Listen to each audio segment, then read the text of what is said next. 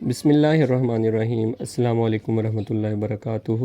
عزیز طلباء، آج ہم بات کریں گے یونٹ نمبر 1، حضرت محمد رسول اللہ خاتم النبیین، دا ماڈل آف ٹالرنس۔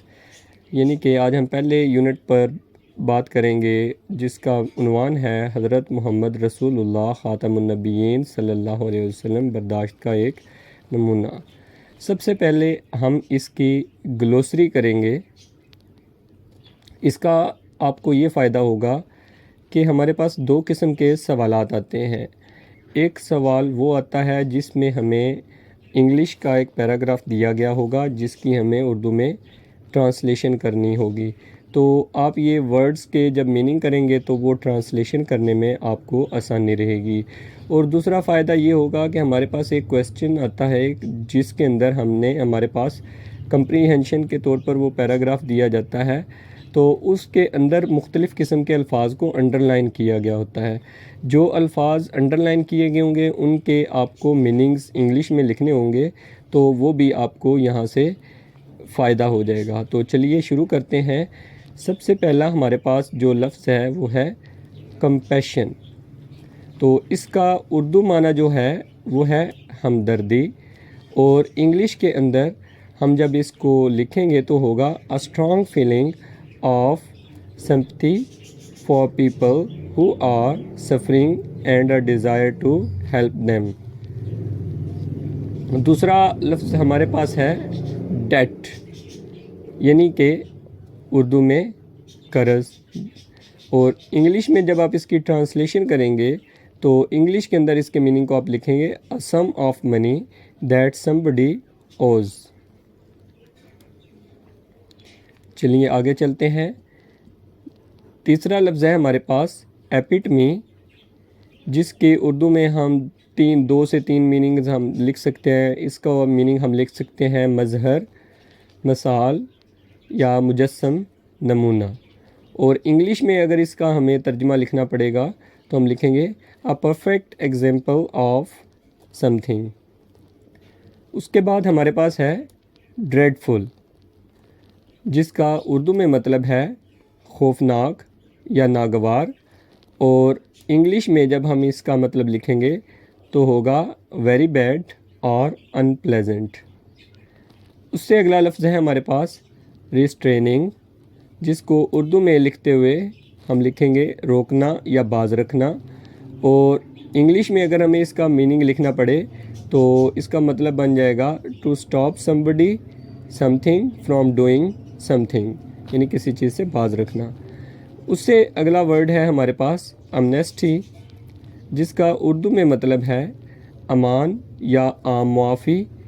تو انگلش میں اگر ہم لکھیں گے تو اس کو میننگ کے طور پر ہم جو ہے وہ ڈیٹیل میں یوں لکھیں گے a period of time during which people can admit to a crime or give up weapons without being punished۔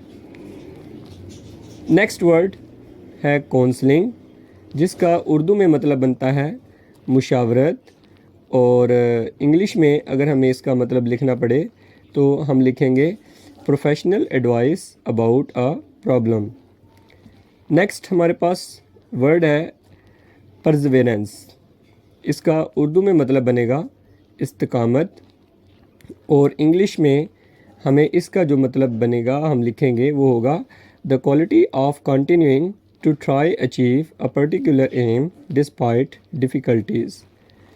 Next ہمارے پاس ورڈ ہے ڈیبیٹ، جس کا اردو میں مطلب بنے گا بحث یا بحث، اور انگلش میں ہمیں جب اس کا میننگ لکھنا پڑے تو ہم لکھیں گے a formal discussion on an issue at a public meeting۔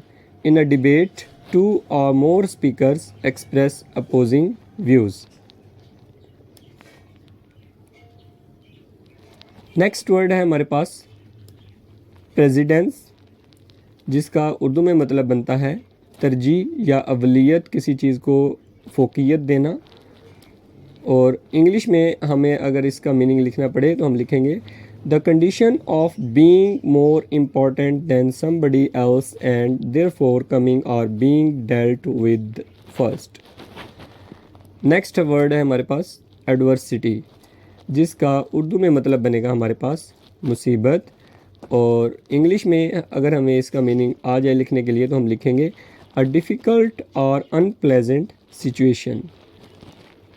Next word ہے ہمارے پاس ریناؤنسڈ، جس کا مطلب اردو میں بنتا ہے ترک کرنا، منحرف ہونا یا کسی چیز کو چھوڑ دینا، اور انگلش میں اگر ہم لکھیں گے تو ہمارے پاس اس کا مطلب بن جائے گا to state publicly that you no longer have a particular belief اور that you will no longer behave in a particular way. Next word ہے ہمارے پاس ٹیسٹیفائڈ، جس کا اردو میں مطلب ہمارے پاس بنے گا گواہی دینا، اور انگلش میں اگر ہمیں اس کا میننگ لکھنا پڑے ہم لکھیں گے ٹو سے that you believe some thing is true because you have evident of it.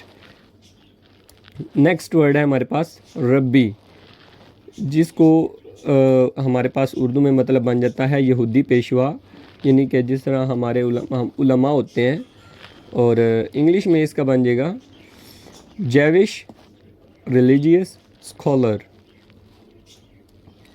Next word ہے ہمارے پاس آسٹریسائزڈ، یعنی کہ اردو میں کسی برادری سے نکال دینا، قطع تعلق کر لینا۔